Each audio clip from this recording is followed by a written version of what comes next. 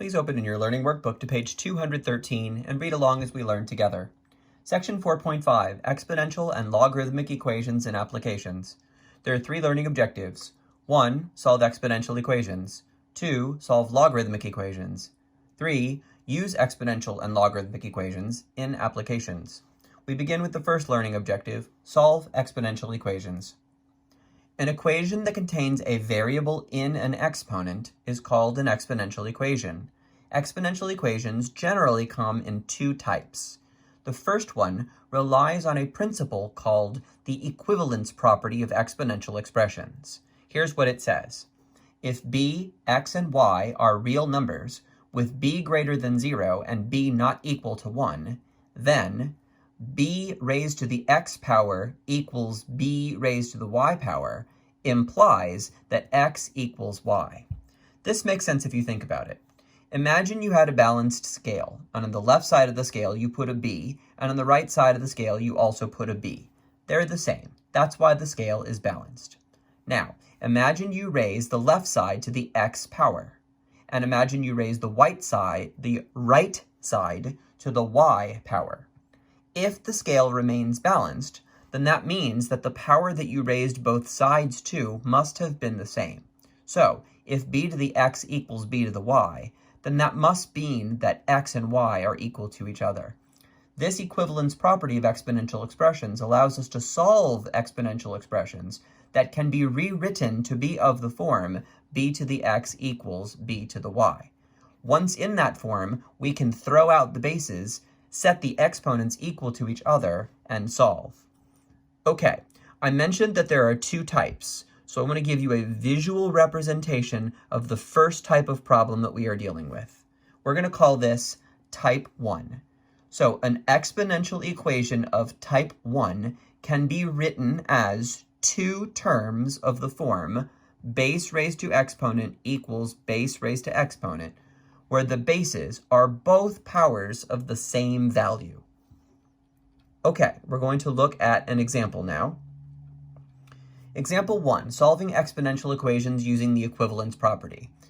Part A, 3 to the power 2x minus 6 equals 81. Okay, let's get our solution here. So right away, the first thing we notice is that the base on the left is 3, and the number on the right is 81. We need those to match. We need those to be the same. So we can rewrite 81 as 3 to the 4th power. Now hopefully that's obvious to everyone listening to this video, but just in case it is not, make a factor tree starting with 81. 81 is 9 times 9, and each 9 is a 3 times 3. So we can say that 81 is the same thing as 3 times 3 times 3 times 3, which is 3 to the 4th power. Okay, so now what we have is in the proper form. Base raised to exponent equals base raised to exponent. See, it looks just like this. And the bases happen to match. So once the bases match, that tells me that the exponents must be equal, and I don't need the bases anymore. So I get 2x minus 6 equals 4. Add 6 to both sides, 2x equals 10. Divide by 2 on both sides, x equals 5. And if you want, you could even check your work by plugging 5 back into the original equation. So if we replace this x with 5, instead of 2x minus 6, we would have 2 times 5 minus 6. 2 times 5 is 10, and when you subtract 6, you get 4. So then the left side would be 3 to the 4th, and 3 to the 4th equals 81. So it checks. Our answer is correct. All right, part B. 25 raised to the power 4 minus t equals 1/5 raised to the power 3t plus 1. Okay, let's solve this one using a similar approach.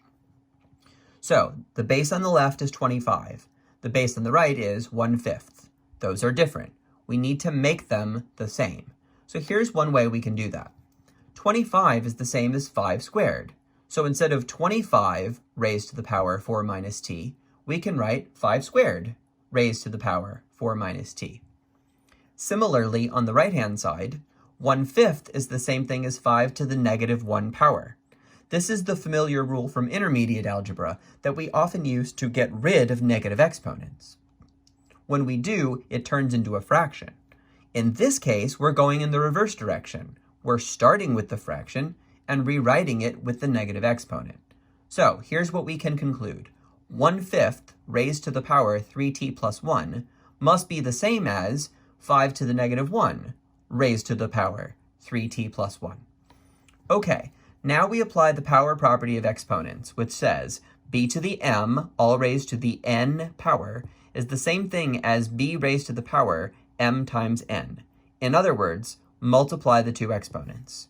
So, instead of 5 squared to the 4 minus t, we have 5 raised to the exponent power 2 times the difference 4 minus t. And instead of 5 to the negative 1 raised to the power 3t plus 1, we multiply the two exponents, and this gives us 5 raised to the power negative 1 times the sum 3t plus 1. Now distribute twice. When you distribute the 2 to the 4 minus t, the new exponent becomes 8 minus 2t.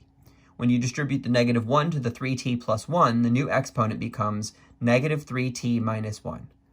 Now what we have is of the proper form. Base raised to exponent equals base raised to exponent, and the bases match.